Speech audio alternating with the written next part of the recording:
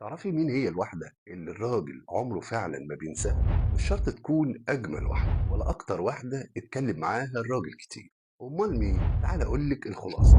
بسيطة جدا بس بتجنن الراجل حرفيا وتخليه ينجذب ليكي، طبعا غصب عنه، وحتى لو كان بيتجاهلك أو بيقاوم. مستعدة بقى تعرفي السر؟ ممكن نقول كده بشكل عام ان الراجل اللي فيه الصفة دي او اللي بيعرف دي ودي ودي، اللي هو الكلمة الدارجة اللي كلنا نعرفها، اللي هو الراجل ده بتاع ستات، بيبقى ظاهر لكل الناس اللي حواليه وبالتحديد انتي بان الراجل ده شايف نفسه حبتين، او بيبقى هو بقى شايف نفسه انه راجل جذاب. لان زي ما احنا عارفين ان الجاذبية دي مش انت اللي بتعرفها او بتحكم على نفسك بيه. اشياء مهمين جدا بيعملها الراجل لما بيعجب بجد. لازم تكوني عارفة ان كل راجل وليه طريقة في اعجابه، واكيد بقى الغالبية العظمى عارفين ان الابتسامات واهتمامه بيكي وبنفسه دول من دلالات الاعجاب.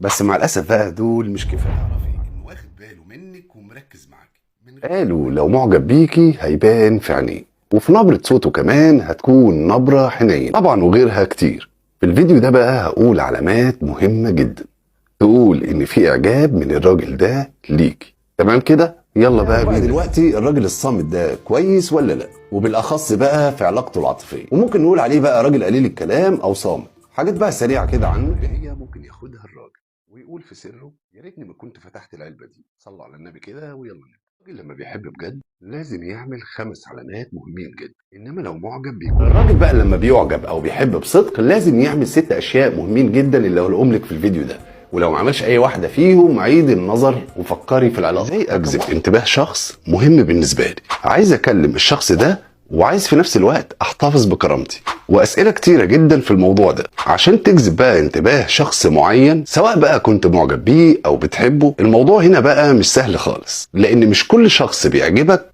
هينجذب ليك بسهوله. مركزه معاكي وبيسرح كده زي ما بيقولوا من غير سبب. استني، دي مش صدفه خالص، دي ليها معاني كتير.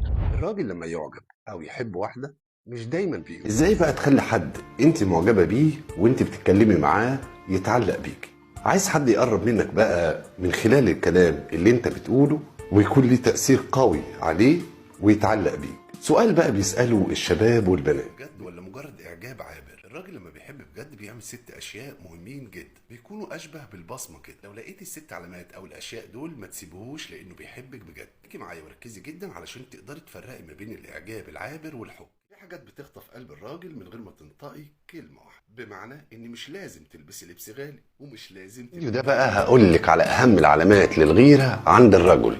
ركزي جدا معايا في الفيديو ده لان الفيديو ده بقى مهم جدا ليكي. وانت فاكره ان الراجل ما عندوش نقطه ضعف امام المراه تبقي غلطانه، بس مش زي ما انت فاكره. تعال اقول لك 5 حاجات مهمين جدا. ركزي معايا جدا في ال3 علامات اللي هقولهم لك دلوقتي. العلامه الثالثه مهمه جدا جدا. مننا بقى بيبقى عنده شغف انه يعرف ان فلان ده فعلا بيحبني ولا لا. علماء النفس بقى قربوا النظريه دي وقالوا لنا على شويه علامات كده، لما نلاحظهم او نشوفهم او ناخد بالنا منهم هنعرف او نتاكد ان فلان ده فعلا بيحبك.